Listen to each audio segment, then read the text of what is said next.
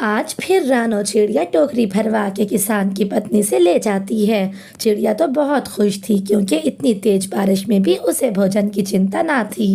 भोजन से भरी हुई टोकरी वो लेके अपने बच्चों के पास चली जाती है। मैं ले आई, मैं इतनी तेज बारिश में भी अपने बच्चों के लिए भोजन ले आई। देखो, हर तरह की चीज है। अरे वाह रानो, आपने तो कमाल कर दिया। आज भी आप इतनी मजे मजे की चीजें ले आई। बारिश में भी हमें कोई चिंता नहीं। बच्चों के पापा, आप बच्चों को भोजन खिलाइए। ये खुश्क दाना मैं गोरी कवि और कालू को दे आती हूँ। फिर वो सूखा दाना उठा के गोरी कवि और कालू कवे के यहाँ आ जाती है। गोरी बहन, ये दाना खा लीजिए। किसान की पत्नी के घर से आज मैं जो लेके आई थी उसमें से दाना आपको देने आई हूँ। मुझे पता था कि इतनी तेज बारिश में भी हमारी रानो बहन हमें अकेला नहीं छोड़ेगी। रानो, मैं तो तुम्हारे भाई कालू से कह रही थी, क्या रानो ने हमारा ठेका उठा लिया है कि रोज ही हमें वो दाना दे, लेकिन देखो तो तुम आज भी लेके आई हमारे लिए दाना। हाँ गोरी बहन, मुझे बहुत सारा भोजन देती है किसान की पत्नी, इसलिए मैं अपने हमसाओं में भी बांट देती हूँ। अच्छा, अब मैं चलती हूँ। ऐसा कहते हुए रानो चिड़िया वहाँ से चली जाती है और गोरी और कालू वो दाना खा लेते हैं। रानो तेज बारिश में वापस घर जा रही होती है कि रास्ते में वो दो लोगों को कबूतर के घर के बाहर बैठा दरवाजा खटकाते हुए देखती है। रानो चिड़िया वहीं एक पेड़ की डाल पे बैठ के सब देखने लगती है। कबूतर अपने घर से दरवाजा खोलने के लिए बाहर आता है।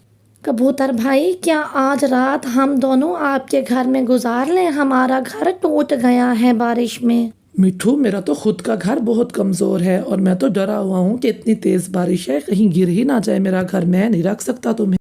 मुझे जाना होगा, मुझे इन पक्षियों की मदद करनी होगी, बारिश बहुत तेज है। ऐसा कहते हुए रानो चिड़िया उड़ के उनके पास आ जाती है। मिठू भैया, बारिश बहुत तेज है, आपका घर टूट गया है। मुझे सुन के अफसोस हुआ, पास ही मेरा घर है, आप लोग आइए मेरे साथ। रानो बहन, आप बहुत अच्छी हो, मैंने आपके बारे में बहुत कुछ सुना है, मैं आपका ये एहसान कभी नहीं भूलूंगी। फिर रानो चिड़िया उनको लेके अपने घर की तरफ उड़ती है। बहुत जल्द वो अपने घर में पहुंच जाती है। बारिश रुकने तक आराम से आप यहीं पे रहिएगा। अब आप बैठिए, मैं आपके लिए दाना लेके आती हूँ। फिर रानो चिड़िया उनको दाना देती है। रानो बहन, आप भी खाइए। फिर वो तीनों मिलके सूखा दाना खा लेते हैं। कालू, मुझे ये बताओ, कब तक ये मजे करती रहेगी? किसान की पत्नी से सारा भोजन यही ले आती है, हम भी तो इसी जंगल के पक्षी हैं। गोरी, इतनी लालच भी मत करो, वो हमें भी तो ला के देती है भोजन। इतनी तेज बारिश में भी हमें बाहर नहीं जाना पड़ता।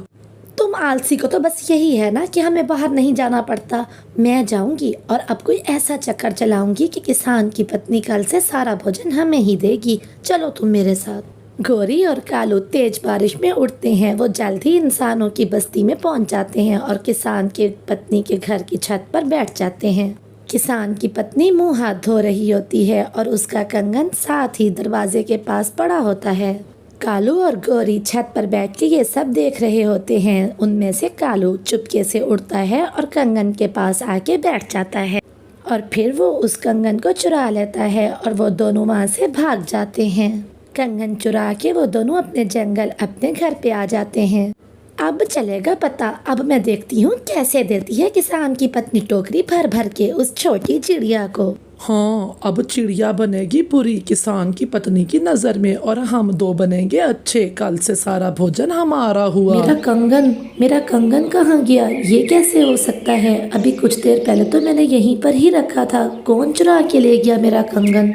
किसान की पत्नी यूं परेशान होकर अपना कंगन ढूंढने लग जाती है। शाम के बाद कौवा और कवि किसान की पत्नी के पास आते हैं। माँ जी, ये सोने का कंगन आपका है क्या? ये कंगन तो मेरा है, लेकिन ये तुम्हारे पास कहाँ से आया? मैं कब से इसे ढूंढ रही हूँ। वो है ना चोरनी चिड़िया, उठा के ले गई थी तुम्हारे घर से। ये मैंने देखा तो छीन के ले आई उससे। माँ जी, हम बहुत अच्छे कवि हैं, हमसे बुरे काम नहीं देखे जाते। वो चिड़िया ऐसा भी कर सकती है, मैं सोच भी नहीं सकती थी। मैंने बारिश में उसकी मदद की, उसे दाना दिया, फल दिया, लेकिन उसने मेरे साथ ही ऐसा किया। उसने मुझे धोखा दिया। कल अगर वो यहाँ आए तो उसे भगा देना, लेकिन माँ जी उसके आगे मेरा नाम ना लेना। जैसी भी है तो पड़ोसन ही पड़ोसन है वो मेरी।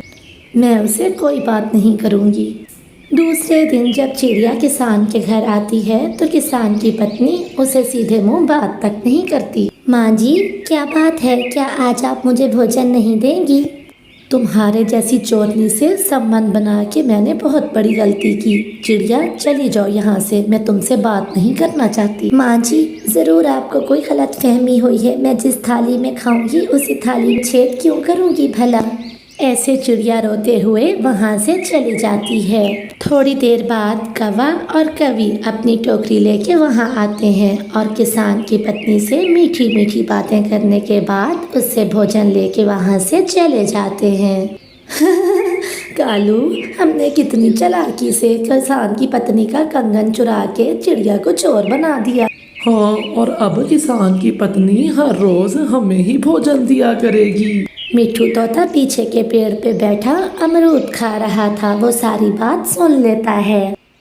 ये कौवे बहुत बुरे हैं, हमेशा दूसरों से जलते रहते हैं, लेकिन मुझे किसान की पत्नी को सारी बात बतानी होगी। फिर कौवा कबूतर और बुलबुल को लेके किसान की पत्नी के पास जाता है।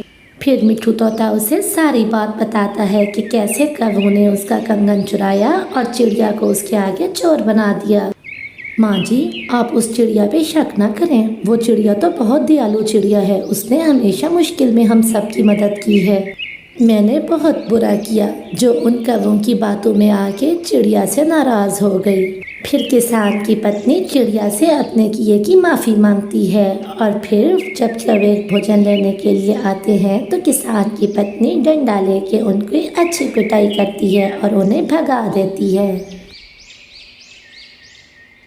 ये बताओ कि अगर तुम्हारी बात करने के बाद भी तुम्हारी मम्मा ना मानी तो फिर तुम क्या करोगी? क्या तुम मुझे भूल जाओगी, छोड़ दोगी मुझे तुम? अरे जान, कैसी बात करते हैं आप? अगर मेरी मम्मा ना मानी तो मैं घर छोड़ दूंगी। ऐसा कह के चांदी वहाँ से वापस अपने घर आ जाती है। पूरा दिन तुम कहाँ थी? तुम्हें पता है कि आज मम्मा आने वाली हैं। हाँ, तो मैं जानती हूँ ना कि आज मम्मा आने वाली हैं। खाना बनाना, घर साफ करना तुम्हारी ड्यूटी है, तुमने कर ही लिया होगा। इधर रिश्ते वाले रानो चिड़िया से मिलने आते हैं। बहन जी, मुझे आपकी बेटी बहुत पसंद है और मेरे बेटे मानू को भी आपकी बेटी बहुत पसंद आई है। तस्वीर देख के ही इतनी भा गई है हमें तो। मैं तो कब से रिश्ता देख रही थी, अब जाके मेरी मुश्किल आसान हुई है। आप ये रिश्ता पक्का ही समझें। लेकिन बहन जी, आप एक बार मेरी बेटी को देख तो लें, उससे मिल तो लें, फिर रिश्ता पक्का कीजिएगा। अरे आंटी जी, ये पारो भाभी की भांजी है ना, तो पारो भाभी जैसी ही अच्छी होगी, हमें मिलने की कोई जरूरत नहीं। चलें ठीक है, बहुत बहुत बधाई हो आपकी। आज मैं घर जाऊंगी और अपनी बेटी को खुशखबरी सुनाऊंगी। अरे चांदी, तुम उस दिन कपड़े तो लेके आई थी ना, दिखाओ, मैं तुम्हारी सिलाई कर देती हूँ। इसकी कोई ज़रूरत नहीं है, मैं रेडीमेड ही ले लूँगी। मुझे तुम्हारी जैसी दर्जन की कोई ज़रूरत नहीं है। और हाँ, मैं जब मेकअप कर रही हूँ तो मुझे आके तंग मत किया करो। और सुनो, ये सारा मेकअप मेरी तरफ से अब एक्सपायरी हो गया है, ये तुम ही रख लो। जो तुम्हें लिपस्टिक्स पसंद है वो तुम रख लो, बाकी मैं फेंक दूँगी। वैसे तुम पर कौन सा जचनी है कोई लिपस्टिक। चांदी, तुम्हें कब समझ आएगी? इस तरह की बातों से और कुछ नहीं होने लगा, सिर्फ नफरत ही बिखेर रही हो तुम। सुधर जाओ। रानो चिड़िया भी अपनी माँ के घर से लौट के वापस अपने घर आ जाती है। रानो आते ही अपनी दोनों बेटियों से मिलती है। मम्मा, पारो मौसी खुश तो है ना अपनी शादी से? हाँ मम्मा, और ये बताइए कि नानी कैसी थी? नानी खुश तो है ना अपनी बेटी की शादी को लेके? हाँ मेरी बच्चियों, पारो भी बहुत खुश है और तुम्हारी नानी भी बहुत खुश है। और साथ में मेरे पास एक और खुशखबरी भी है, मैं चांदी का रिश्ता तय करके आई हूँ। क्या मतलब? क्या मतलब मम्मा, मेरा रिश्ता? नहीं नहीं, ये नहीं हो सकता। अरे तुम तो ऐसे परेशान हो गई जैसे मैंने कोई अनोखी बात कह दी। हर लड़की को पराए घर तो जाना ही होता है और मैंने तुम्हारा भी रिश्ता कर दिया। मम्मा, ये मुमकिन नहीं है क्योंकि मैं किसी और से प्रेम करती हूँ और मैं उसी से ही शादी करूँगी। क्या?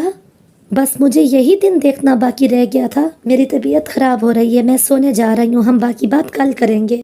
रानो चिड़िया सारी रात जागती रहती है और रोती रहती है। ऐ ऊपर वाले, ये क्या हो गया? मैं उन लोगों को क्या मुंह दिखाऊंगी और मैं पारो को क्या मुंह दिखाऊंगी? पारो के ससुराल वालों पे क्या असर पड़ेगा? सारी रात ऐसा सोचने के बाद सुबह होते ही पारो चिड़िया अपनी बेस्ट फ्रेंड तोती के पास चली जाती है। उस दुष्ट पक्षी को मैंने नहीं देखा, हरियाली बहन, पता नहीं कौन है, लेकिन होगा बहुत बुरा जिसने मेरी बेटी को इस तरह से फंसा लिया। मुझे तो अब ये फिक्र है हरियाली बहन कि मैं पारो के रिश्ते वालों को क्या मुंह दिखाऊंगी। वो तो पारो के ससुराल वाले हैं, वो कितना नाराज़ होंगे। पारो की तो अभी शादी भी नहीं हुई और पहले ही ये मसला हो गया। अब मैं क्या करूं हरियाली बहन, क्या करूं? सुनो रानो बहन, इस मसले का और कोई उपाय नहीं है। लड़की ना माने तो हम जबरदस्ती कैसे करेंगे? तुम इनकार ही कर दो। हाँ, इनकार के लिए गौरी कवि के पास जाते हैं, वो ज़रा अच्छे से समझा देगी मानू को। मानू चिड़ा की विनती करके मानू से ही इनकार करवा देते हैं, इस तरह से नाराज़गी भी नहीं होगी। फिर वो दोनों सहेलियां वहाँ से तुरंत ही गौरी कवि के पास आ जाती हैं। वो गौरी कवि के घर के बाहर आके बैठ जाती हैं। गौरी बहन दरवाज़ा खोलिए, गौरी दरवाज़ा खोले, मैं हूँ रानो। रानो और हरियाली आपसे बात करनी है। गौरी दरवाज़ा खोलती है और रानो चिड़िया अंदर जाके सारी ही बात बता देती है गौरी को। अब हम ये चाहते हैं गौरी बहन कि आप जाके मानू चिड़े से बात करें कि वो खुद ही इनकार करते, हमारी मजबूरी को समझे, वरना रानो बेचारी पारो को, अपनी माँ को और उसके ससुराल वालों को क्या मुंह दिखाएगी। मैं तुम्हारी सारी बात समझ गई हूँ। देखो रानो बहन, मैं तुम्हारा ये काम तो कर दूंगी, लेकिन मुझे भी इसके बदले में चाय पानी का खर्चा चाहिए होगा। आखिर बाल बच्चों को छोड़ के दूसरे जंगल जाऊंगी और मानो से बात करूंगी। देखो चिड़िया तुरंत ही मान जाती है और गौरी कवि तो देरी ना करते हुए वहाँ से उड़ जाती है दूसरे जंगल। वो मानो को कहीं ढूंढती है और फिर मानो से बात करती है।